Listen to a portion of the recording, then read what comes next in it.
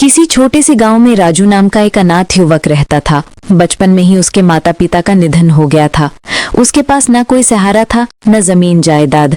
वो बस मेहनत और ईमानदारी से जी रहा था। गांव के मुखिया बलराम चौधरी बहुत दयालु इंसान थे। उन्होंने राजू की हालत देखकर उसे अपने घर काम पर रख लिया। रहने के लिए अलग झोपड़ी भी दे दी। राजू अब बड़ा हो चुका था। राजू बेटा, तुमने बरसों से मेरे घर और खेतों की बड़ी ईमानदारी से सेवा की है। अब तुम्हारी उम्र हो चली है, क्यों ना तुम्हारी शादी कर दी जाए। मालिक, आपने मुझे बचपन से संभाला है। मेरे माता पिता का जो प्यार मुझे कभी नहीं मिला वो आपने दिया। आपके ऊपर मेरा ऐसा उपकार है जिसे मैं कभी चुका नहीं सकता। आप जैसा उचित समझे वैसा कीजिए। ठीक है बेटा, मैं तुम्हारे लिए एक अच्छी लड़की देख चुका हूँ और शादी का सारा खर्चा मेरी तरफ से होगा। आखिर तुम मेरे लिए बेटे से कम नहीं। कुछ ही दिनों बाद राजू की शादी पिंकी नाम की भली और समझदार लड़की से हो गई। दोनों का जीवन सुख में होने लगा। पर चौधरी का बेटा राहुल राजू से चिढ़ने लगा। पिताजी, आप इस नौकर पर इतना भरोसा क्यों करते हैं? उसकी शादी पर पैसा खर्च करना क्या जरूरी था? वो आपका नौकर है, बेटा नहीं। चुप रहो राघव। राजू मेरे लिए बेटे जैसा है। ईमानदारी और निष्ठा में वो तुमसे कहीं बेहतर है। आप अपने बेटे की जगह उस फर्नीचर को रखते हैं। याद रखिए, एक दिन आपको पछताना पड़ेगा। काश भगवान मुझे तुम्हारी जगह राजू जैसा बेटा देते। राघव के दिल में जहर भर गया। वो सोचने लगा कि राजू को किसी भी तरह बर्बाद करना होगा। एक दिन बलराम चौधरी की तिजोरी से गहने और रुपए गायब हो गए। पूरा घर हैरान था।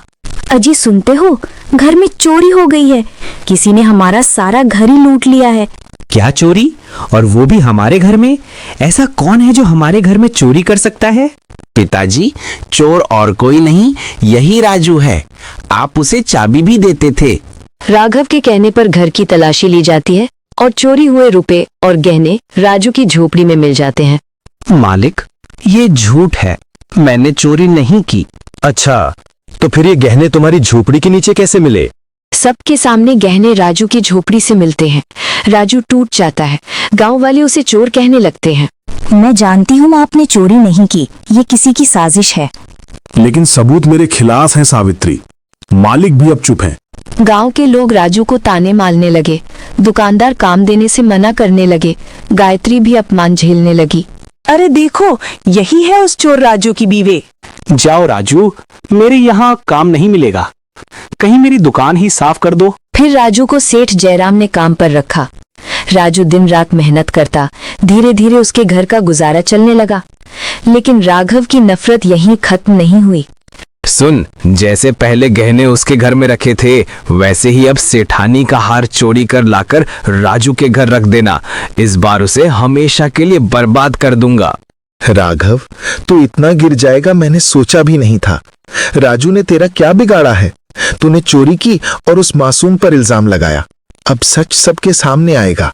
पिताजी, मैं बस कल पूरे गांव के सामने तेरी पोल खोलूंगा। गांव वालों, राजू निर्दोष है।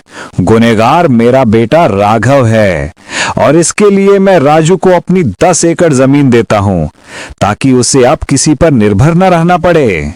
राजू ने जमीन पाकर भी बदले की भावना नहीं रखी। उसने गांव की भलाई में उसे लगाया, कुआं खुदवाया, गरीबों की मदद की और सबका सम्मान पाया। देखा राजू जी, ईश्वर कभी नाइंसाफी नहीं करता। हाँ गायत्री, सच्चाई और वफादारी की जीत हमेशा होती है।